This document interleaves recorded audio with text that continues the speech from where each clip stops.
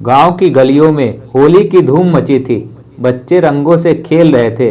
ढोलक की थाप पर युवाओं का समूह नाच रहा था और औरतें गुजिया बनाने में व्यस्त थी। हर तरफ खुशियों की लहर थी, लेकिन इस पूरे माहौल में अगर कोई चुपचाप बैठा था तो वह थे रामू काका। हर साल सूरज ही पूरे गांव में होली का माहौल बनाता था, लेकिन इस बार वह नहीं आया था। पहली बार ऐसा हो रहा था कि रामू काका बिना अपने बेटे के ही होली मना रहे थे। काका का दिल बेचैन था। वह हर थोड़ी देर में दरवाजे की ओर देखते, शायद सूरज अचानक आ जाए, लेकिन हर बार सिर्फ मायूसी ही हाथ लगती।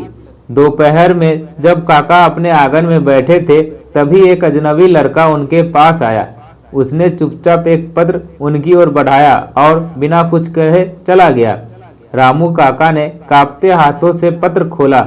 बाबा, इस बार होली आपके बिना अधूरी लगेगी, लेकिन मैं नहीं आ सकता। कुछ ऐसी बात है जो आपको बताने की हिम्मत नहीं जुटा पाया, लेकिन आपको विश्वास दिलाता हूँ, अगली होली जरूर साथ मनाएंगे। पत्र पढ़कर काका की आंखों में चिंता गहरी हो गई। सूरज ने ऐसा क्या लिखना चाहा था जो कह नहीं पाया? कौन सी मजबूरी थी? क्या वह ठीक था? रामू काका ने तुरंत सूरज को फोन लगाया, लेकिन फोन स्विच ऑफ था। उनका दिल तेजी से धड़कने लगा। उन्होंने गांव के चौधरी साहब को बुलाया और कहा, मुझे सूरज की चिंता हो रही है, कोई अनहोनी तो नहीं हो गई? चौधरी साहब ने उन्हें दिलासा देने की कोशिश की। अरे काका, बड़े शहरों में लोग काम में फंस जाते हैं, ज़्यादा मत सोचिए, चलिए होली मनाते हैं। लेकिन काका का मन बेचैन था। शाम होते ही गांव के मंदिर की घंटियां तेजी से बजने लगी।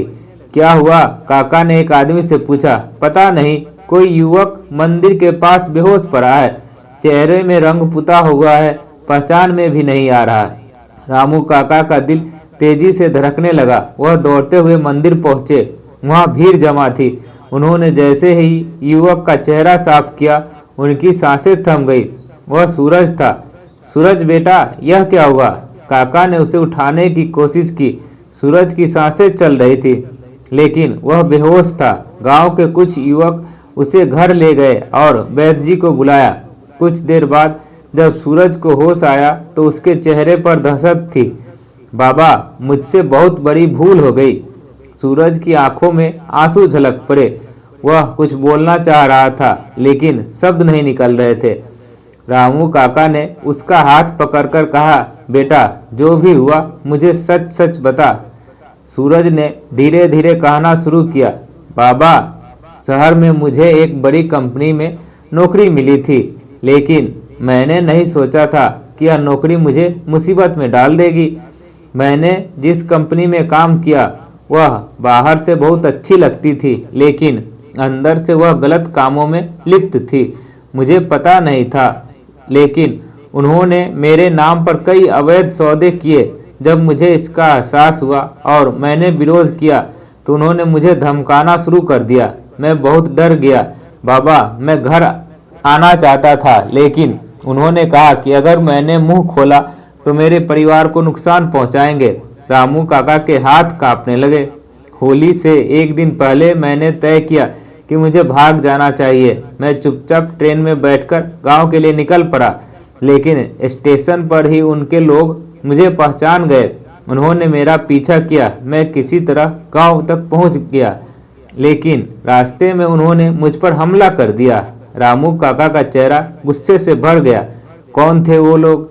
सूरज ने कुछ नाम बताए। गांव के कुछ लोगों को उन नामों पर शक हुआ। उन्होंने तुरंत चौधरी साहब को बताया।